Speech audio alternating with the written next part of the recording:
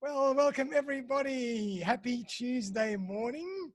And it's another fantastic episode of Playing with Perspective, the Suspended Animation Podcast, episode 44. And I have the legendary Edward Zia here with me. And we're going to be chatting about resilience, positivity, and identifying opportunity. So I'm really excited to have Ed because I'm a big fan. And I've been following Ed religiously on LinkedIn, and he's a very strong influencer. So for anybody who doesn't know Ed, I'm going to give you a little introduction, even though he doesn't need one. Now, Edward Zia loves creating master persuaders and influencers. Ed's a marketing mentor, certified practice marketer, and market master coach, and has mentored thousands of winners globally to help them get more clients, win top positions, and become leading personal brands. Prior to starting his own company, Excellence Above Coaching, he started his working career in the Australian Army as a combat engineer. He was grateful to be invited to work in the federal government on special projects, drug enforcement, fighting organized crime, and preventing terrorism. Edward has lived many lives with incredible ups and downs, from being at the bottom of society and doing it tough, walking the mean streets, finding out information to protect the public, right through to managing teams of elite professionals and helping thousands build bigger businesses. So without further ado, welcome Edward Zia. How are you doing? Oh, Darren, it's a pleasure. Thank you for the glowing introduction. I just want to say a big thank you to all our fans across the world. Couldn't do it without you. And if you're watching this, be it on Facebook, YouTube, wherever, I just want to say that you're handsome and beautiful. I thought you were talking to me. Thank you. Oh, including you, especially Darren Saul, plus our wonderful fans across the world who I appreciate so much. Love it, Ed. Well done. Now, Ed, thank you so much for joining us. You're a busy guy, but I've managed to find a slot that works. And we're going to be chatting about mindset and how to use it as a fuel for success. Because I know that, you do a lot of presentations and speaking, and you're a very strong influencer, and you talk about marketing, but I want to go in a slightly different direction. And I want to talk about the Edward Zia story and the Edward Zia journey and what makes Ed tick. So I'm really looking forward to that. And I did a bit of research and on your journey and on your story.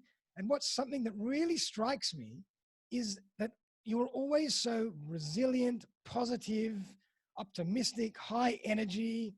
Where does that come from, Ed? Yeah, I get asked that actually every day. I've done whole webinars on the topic. And there's a lot of reasons, but I'll just give the top three just to make context to the audience. So I'll say the first thing is certainly being a man of faith. So, proud Christian, and I respect all religions, all different pathways to God. And for me, faith is an important thing. So whatever you believe in, that is very important. I would say 80% of my success comes from that. So again, if you're feeling uncertain about your life or unstrong, my advice to you is become a person of faith. And again, as I said to you, Christian, I think Jesus is awesome, but whatever religion or whatever you believe in, I respect that. They're all different pathways to the same God and creator. So that's first thing, become a person of faith. Yeah. Second thing is choose to be happy. And third thing, consume at least 1 hour of positive motivational materials a day. Fantastic. And how do you do that? In what form? What form do you like? Yeah, I personally like YouTube. So I personally like watching videos on YouTube or watching videos on LinkedIn. So I'm not much of a reader. Okay. I'm actually an auditory learner. And for those, and I'm sure you know what I'm talking about, for those that have studied NLP or broadcasting, auditory means I learn well through audio. Yep. That is the way that I learn. So for example, when I don't like reading a book, but I love listening to audiobooks. That's just the way that my brain learns and processes information. Me too. I love audiobooks and I love podcasts. And they're so good because you can listen to them while you're doing something else and you can re-listen to them. I love those for that purpose. Yeah, and the point I want to make to our wonderful audience is that learn in the way that works best for you. Because again, I'm not much of a reader. Reading is just not my learning style. It doesn't work for me. Yep. pick the learning style that works for you. If you like hard copy books, read them. If you like watching stuff on YouTube, do it. If you like audio books, do it. The point is you need to consume at least 1 hour of positive materials a day and practicing what I preach. Before Corona, I was doing that. And during Corona, I very much done it. And we've really, and full respect to, health professionals and everyone out there being affected, we've really grown massively throughout Corona because of exactly those principles we've been practicing. I totally agree with you. Totally agree with you. And I think, it's so important to fuel yourself every day with positive messages, with messages of encouragement, with messages of motivation and inspiration. And I do the same thing. I get up every morning at 5:30, and my first 2 hours while I'm doing my social media and all my work and getting ready for the day, I'm listening to podcasts, I'm listening to audiobooks, and it just gets me in the right gear for the rest of the day. It sets the tone for the day. And if I don't do it, I feel a bit strange. I feel like I've missed something. Yeah. And the answer is you have, because you've got to remember, there's a lot of negativity in the world. You've got the fake news just blasting out propaganda 24/7, right? And they're always in your ear. Yep. And you have a lot of negative influences out there. So unless you're intentionally pushing back on those negative influences, it's a hard one. And that always brings me back to why I love LinkedIn. LinkedIn, to me, when you look at the content in the feed, it's very, very high quality. Yes. You don't get the fake news. You don't get that weird narrative that a lot of the leftist media is pushing 24/7. You get a much more real view of the world because it's actually people sharing their opinions. And the LinkedIn editors are very balanced, great people. So, I get a lot of my insight as well from LinkedIn. So besides being an influencer on LinkedIn, I'm also a very strong end user of LinkedIn as well. And he definitely is. You've got in the order of 38,000 followers. Is that right? I wish it was that high. Well, it depends. So yesterday we crossed 30. On my personal page, I crossed 34,000 followers, which is great yesterday. Well done. Our company page is almost 8,000. Our group is 2,800. And Lassie, big shout to Lassie, my wife, she crossed 22,000 recently. So Lassie's on the warpath, and she's, if I'm not careful, she's going to take out my position. And good on her if she does. She's growing very quickly. Yeah, and I was actually on a webinar that Ed was presenting last night, and he was telling us his journey in building that following. And you've built something like 20,000 followers in about a year, which is incredible.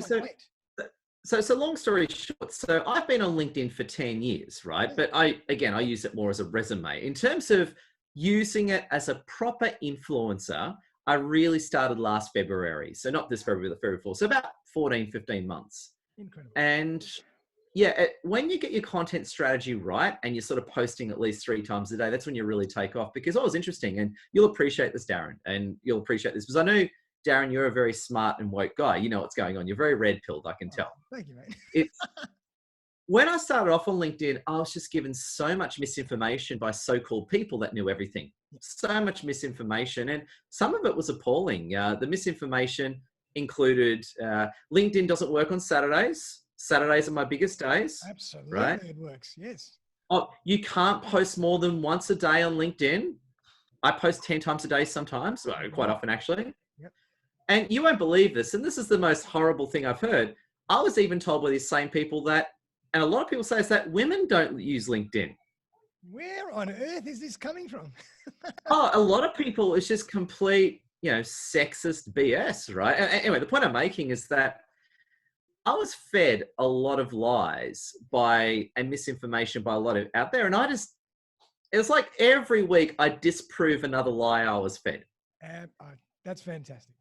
Yeah. And the point I want to make to the audience and everyone is, and I'll tell you now, as an influencer, I post about 10 times a day on LinkedIn, not counting shares. And it works great for me. Originally though, a lot of my growth from posting 3 times a day. So I started posting like morning, midday and afternoon. Yep. And that actually grew me very quickly. And then eventually, as I got more savvier, it was about before Christmas, I moved to like the more heavier YouTube-ish style strategy. The 10 times a day is that's the real sort of high-end content creator stuff, which is what I'm doing now, which is great. And I 100% agree with you. Like if you're posting less than 3 to 5 times a day, you don't get your voice heard. You really need to be posting 3 to 5 times a day to cut through the noise, but the quality of your material has got to be strong as well. It's not about just posting for the sake of posting. It's got to be strong quality So it's quality and quantity, really. Yeah.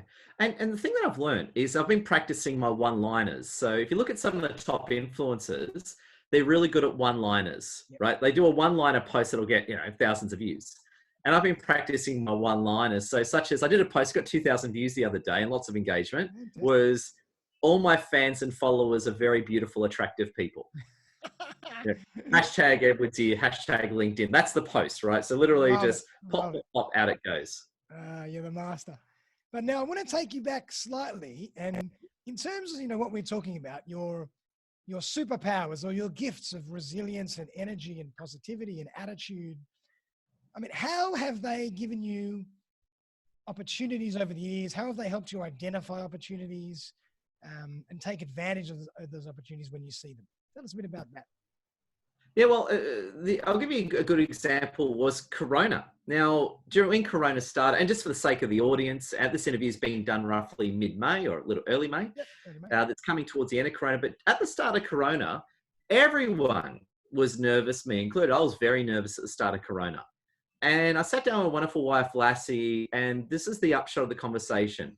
Two things are going to happen with Corona. We're either going to go bust or we're going to go big. There's no cruising right now. Yep. You either pick your side, right? Love it. You pick which side of the fence you're on. Are you on the losing team or are you on the winning team? Perfect. And no decision. My mate Gary Vee always says, "Are you on offense or are you on defense?" And you got to be on offense. Yeah. And to me is no answer is picking the losing team. So you either say I'm on the winning team and no answer means you're on the losing team. That's the way we looked at it. Correct thinking. And I'll give you an example. So every day before Corona, I was growing maybe 20 or 30 fans a day, maybe 50. Yep. Now growing about 300 a day in a very, very short space of time. Incredible. Yeah. And the reason is because of that decision. So when Corona hit, I felt the same stress that everyone else does. Again, mortgage, 2 kids, Sure. I've been homeless before, so I know what it's like. So I'm not some kind of weirdo. I'm feeling the same stress as everyone else. However, the difference was in the decision-making is how we're going to handle this. And we just went for it. And we've come through and out of Corona very well with a huge footprint, So usually every 3 or 4 days, I'll go up another 1,000 followers, which is incredible. Incredible. And I've been watching your journey, and it's been the rate in which you're growing and influencing is phenomenal. So well done, man. You're doing a great job. And the point is, and bring it back to you and the audience, and you're amazing at this too, Darren, is that, anyone can do it. The opportunity is available to everyone. So it's not like I'm some privileged elite from California with a silver spoon in my mouth. Hey, I was a homeless veteran over 10 years ago. The opportunity that Lassie and myself are embracing, everyone has the same opportunity. Awesome. Now, as a veteran, as someone that's been in the military, what have you learned that has helped you in your day-to-day these days?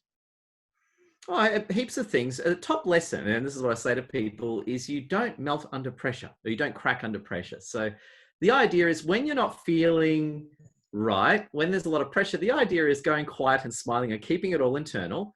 And you've got to stay really centered and focused. So what I always say with people, be it people ex-police or ex-military, same thing for the sake of the conversation. Yep, I agree. Veterans and ex-police tend to go one way or the other. When they leave, they either crash or they really take off. They tend to go one way or the other. They either become elite top performers or they really suffer from what happened to them, including PTSD, which is what I originally did. I originally suffered from it before I kind of became more of a performer. Wow. So, but it's that resilience and consistency that does well. And I know a lot of very successful business people who are ex-police and military. If you want to use an old classical example, Robert Kiyosaki, he was a Marine. I didn't know that. I didn't know that he was a Marine. Fantastic. Yeah, I think he was I could remember he was a Marine pilot. So whatever you are, be it. So and Robert Kiyosaki, I know it's a bit of a 90s reference here. Not many people talk about him anymore, but at least in his heyday, Robert Kiyosaki was one of the wealth guys of the 90s, at least. That's right. Yeah, he's an ex-Marine as a case in point. Wow. You get a lot of that. And for everybody out there, I think Robert Kiyosaki wrote Rich Dad, Poor Dad, didn't he? Yeah, I don't really follow him anymore. I think I don't know if he's retired and said, I'm out of here. I'm just going to enjoy my life in Hawaii. But, again, case in point, he was an ex-Marine and actually tells his story, his very positive story about the Marines and how that made him a good business person.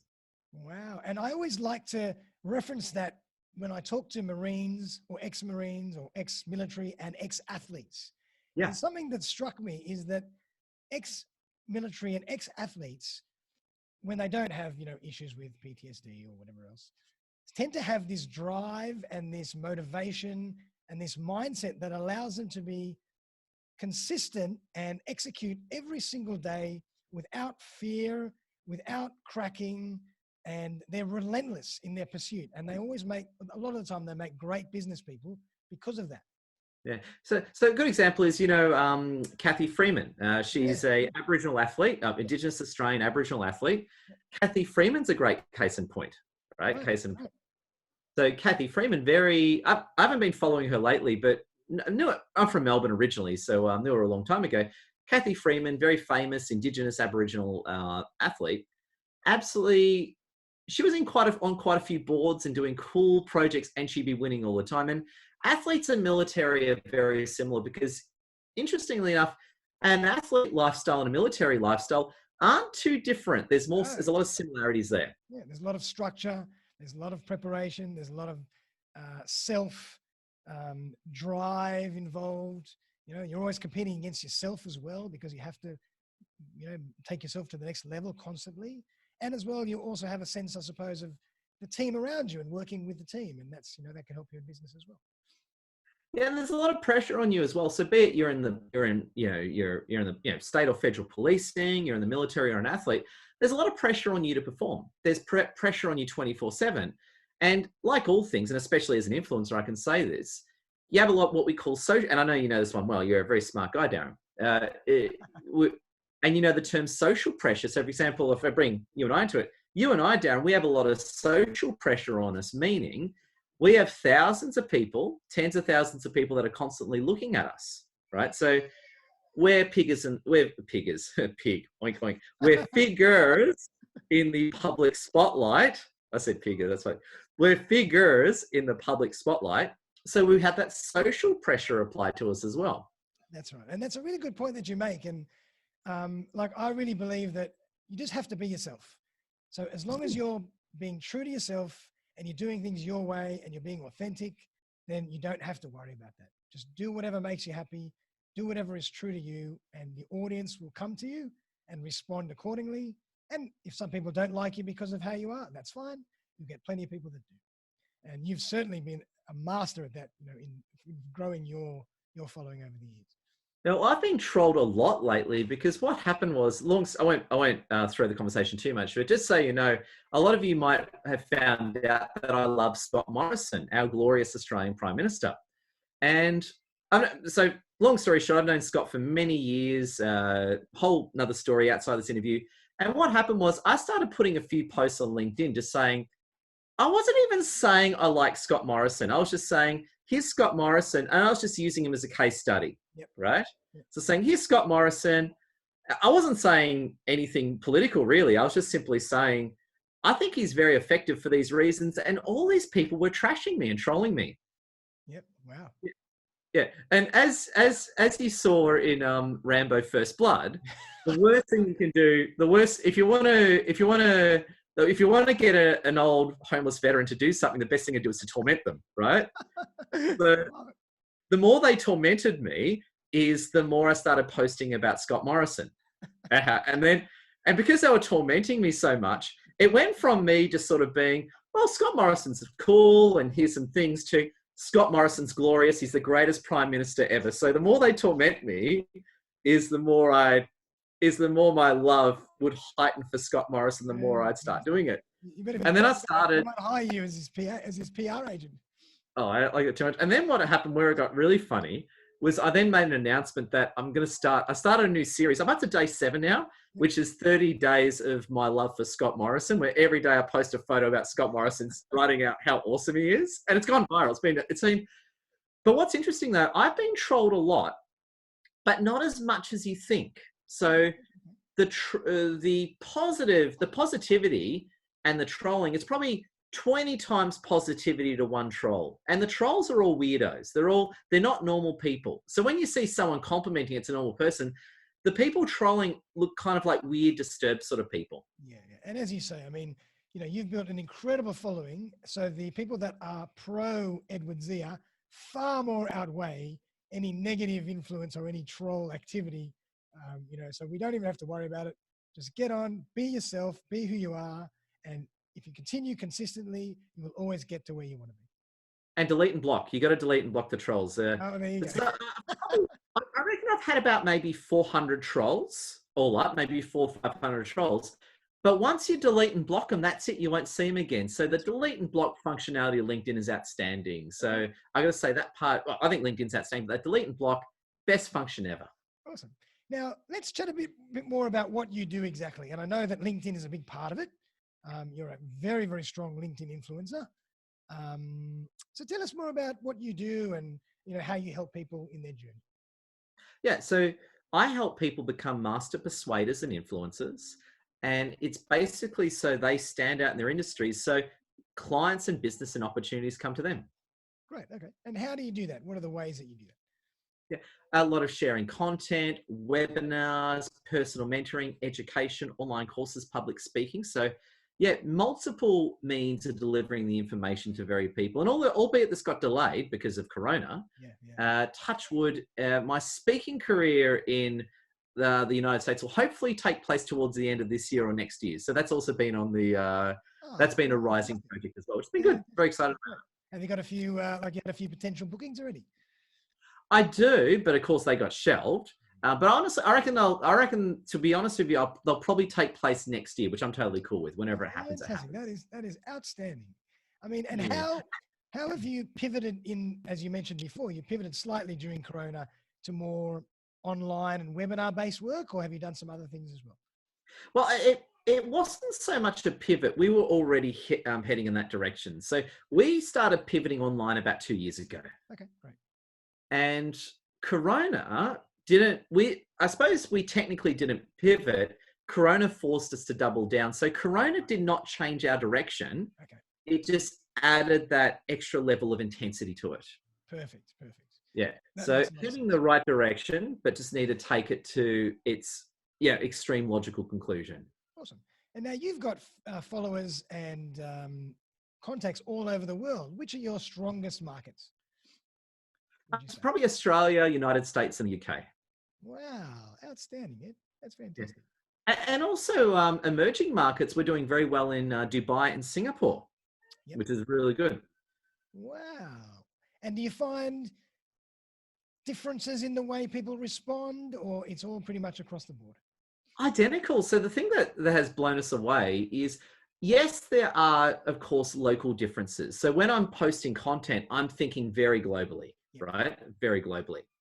Even when I'm talking about Easter, for example, when I'm, let's say, talking about Easter, I'm being very careful thinking, I've got a lot of wonderful clients in the Middle East and Islamic world.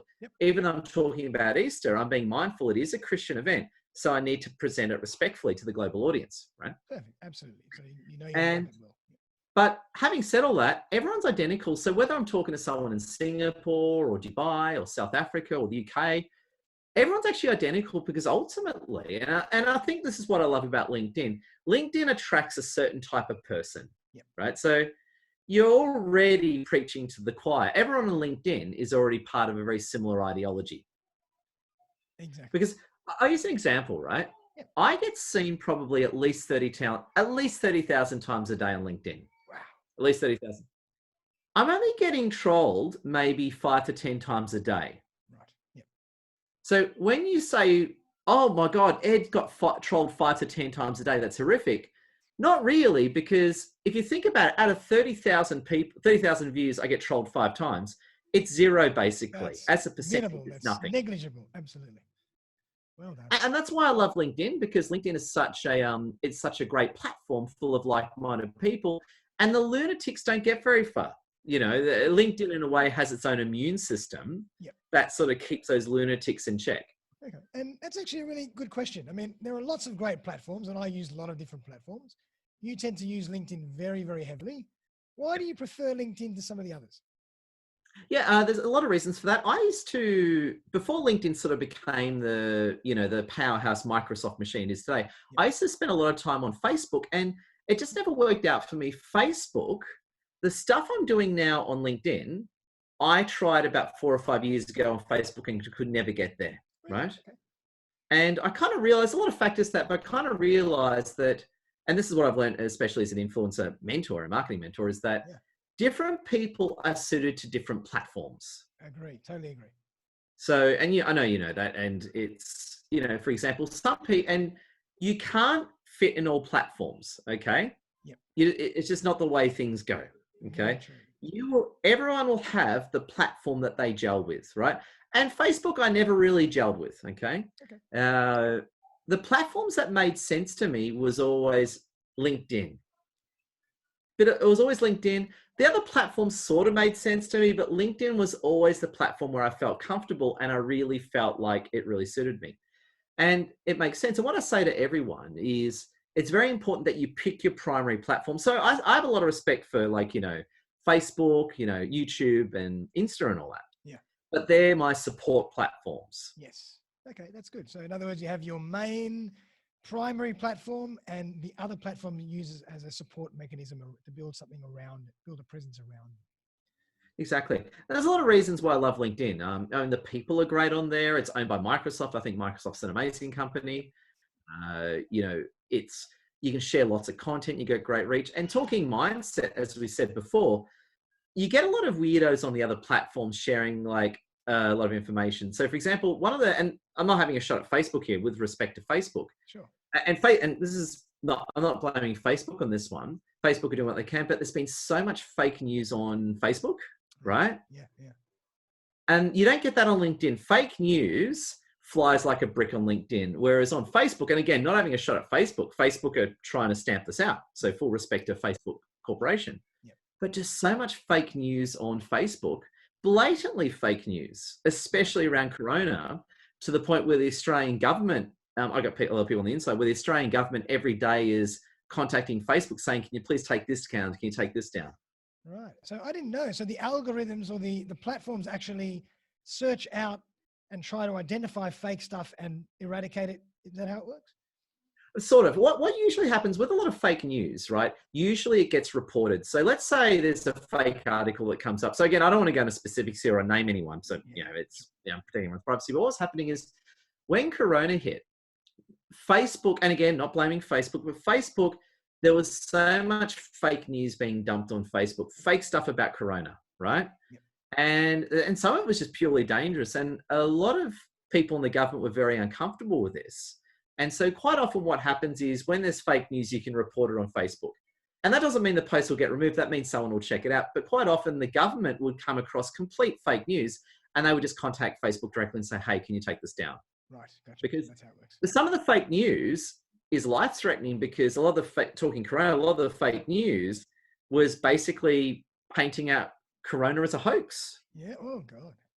And it's very dangerous to think that because if you've been brainwashed into thinking Corona's a hoax, yeah, and you're running around in the world like everything's fine, that's not a good thing. That puts the public safety at risk. So again, fake news has been a real problem on Facebook. We don't get that on LinkedIn. It just doesn't. People are smart on LinkedIn. Fake news would fly like a brick. Okay, interesting.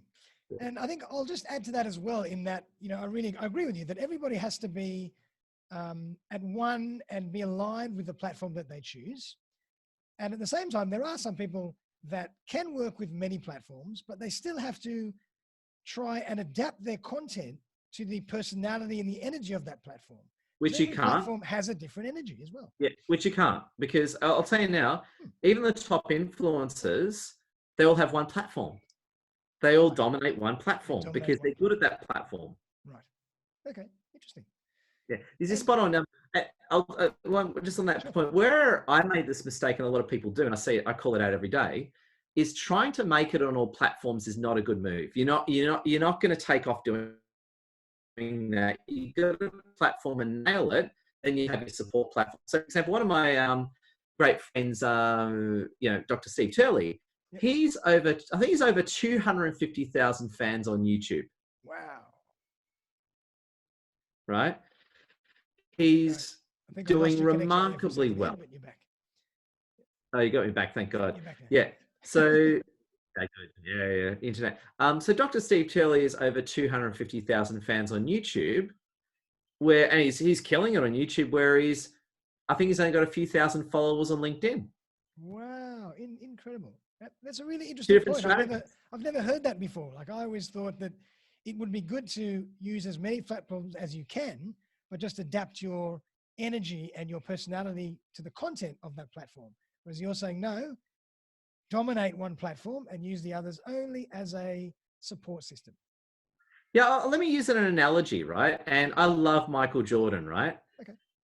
What sport is Michael Jordan good at? Basketball. Cool. Should Michael Jordan try and master tennis as well? No, you shouldn't. Okay. Should he go and master swimming as well? True. However, Michael Jordan, that's his main source of income is really good point in a way. He's playing the game and he's gifted in that game. But social media, you could say, if you could be gifted at social media and use social media in a range of different platforms, if you're gifted at social media. I've never seen it. I've never seen it. Like, if you look at, especially, the top influencers, be it on Facebook, LinkedIn, Instagram, and all that, right? Yeah. I'll use Instagram example. I'm friends with a few really big influencers on Instagram, right? Most of them, attractive young ladies, right? That's Instagram. That's the Instagram universe. Yeah. And I'm friends with them via LinkedIn, right? That's how I know them, and I've made friends with them and all that. And a few of them are clients because they're using me to break into the LinkedIn universe as well. That's right. Right? They've got millions of followers on Instagram. They're not getting that on LinkedIn. Interesting. Okay, I like that. So here's the point. Let me go back to the Michael Jordan example. Let's say Michael Jordan decided to never, ever master basketball. Right. And you want to try and master 3 or 4 sports.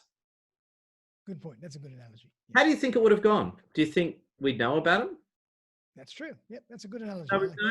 No, he wouldn't. Because if Michael Jordan stopped, played basketball less and started, swimming or whatever, he's not going to become number 1 in basketball, and we wouldn't know about him. Yep, good point. Yep, interesting. Yeah. And this is the whole becoming an expert versus being a dabbler. Gotcha. So an expert will pick one thing and nail it. A dabbler will do a bunch of different things and try their luck. Gotcha. Yep. So in other words, choose a platform that you are innately attuned to, and you've got to be able to strongly execute every day and go all in on that platform.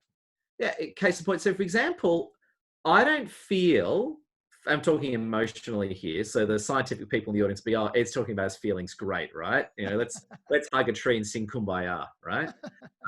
Let's hold hands around the campfire, right? Campfire, yeah. I don't feel like, when I'm on LinkedIn, I feel the platform, I feel it, I get it, I comprehend it. Yeah. I don't have that connection. I don't have that connection to Facebook or Instagram. I don't feel the platform. I use it. Yeah. I might be, but I'm not feeling that connection. Okay, I like that. Yep. Whereas LinkedIn, I feel that connection, and it makes sense to me, and hence I'm good at it. That's why I could never take off on Facebook, because let's just be honest with you, everyone. Yeah. I could never make it on Facebook, and I'd always, be tearing up my hair. And then I realized, after I got on LinkedIn, the reason why you never took off on Facebook is because it's not the platform for you. Perfect. I love it. Very, very sound advice. Very, very sound advice. So now, Ed, if you were to give people some tips and insights into how to best build their brand, market themselves, and become an influencer like you, what would be 2 or 3 things you can leave people with and they could implement straight away?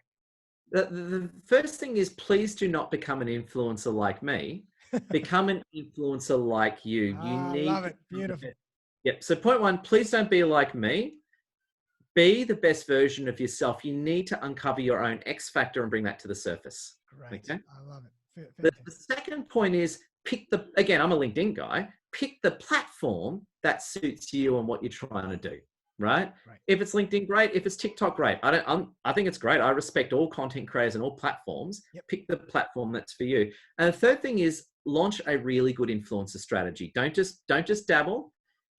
Approach it like a pro and really dominate. So for example, in my case, I've actually used a lot of Twitter and YouTube thinking to become an influencer on LinkedIn, because I actually find LinkedIn, Twitter, and YouTube have a lot more in common with each other than, let's say, Facebook and LinkedIn. Wow, very interesting. So a lot of the thinking from YouTube and Twitter has translated ironically beautifully to LinkedIn. So the point is that use the platforms and focus on the things that make sense to you and run an actual influencer strategy. Don't just dabble. Gotcha. And actually, give us an example. That's really interesting for me. What would be an example of how, a YouTube way of thinking would work on another platform?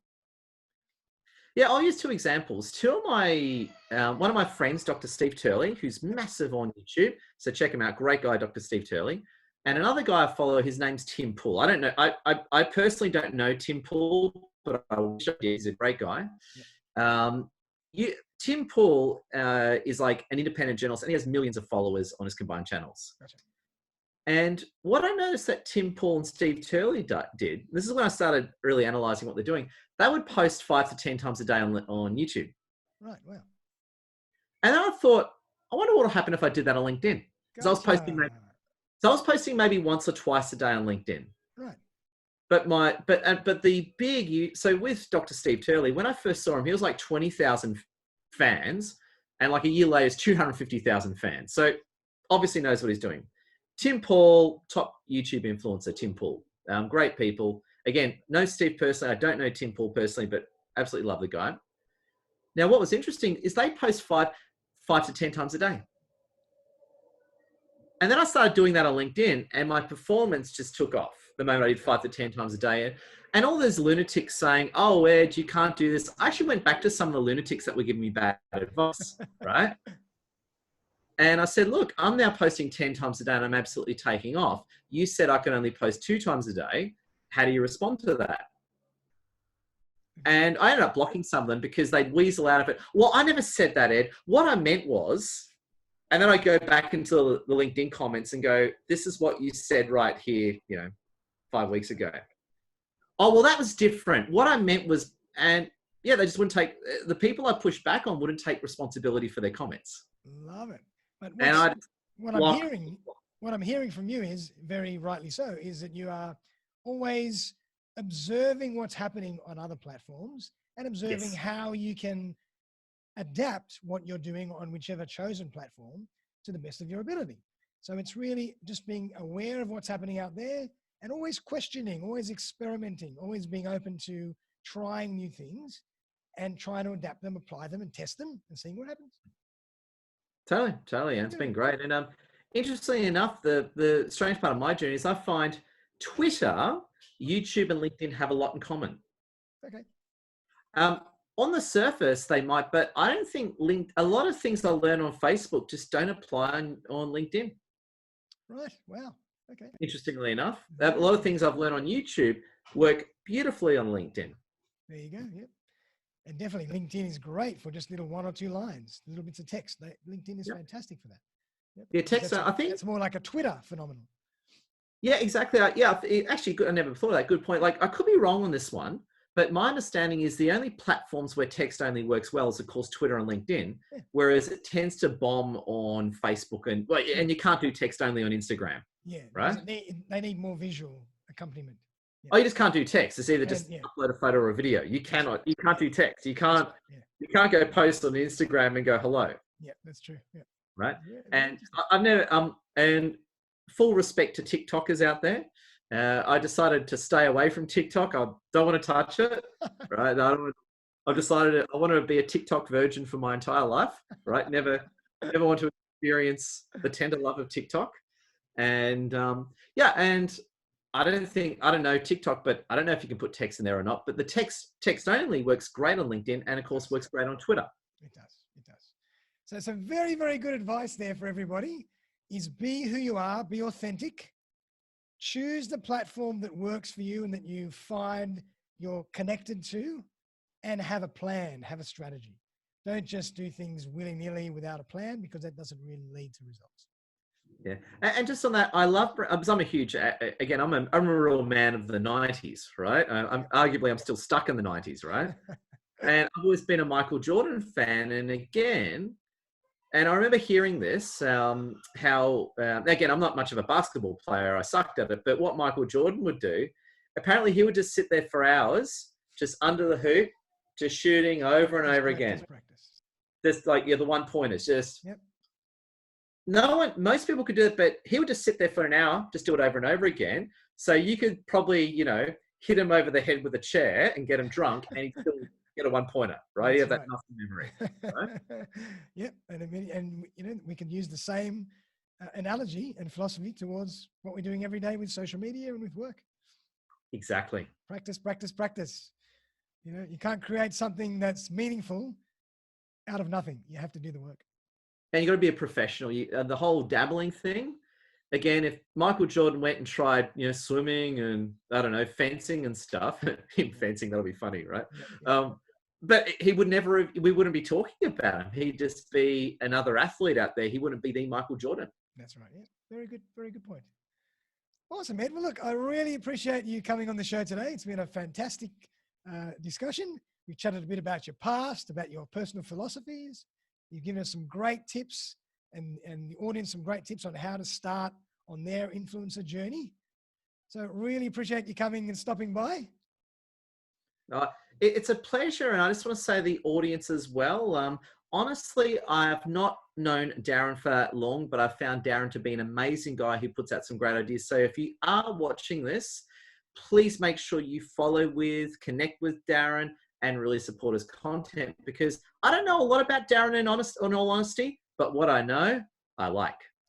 I love it, Ed. Thank you so much. And for the audience, we didn't plan that.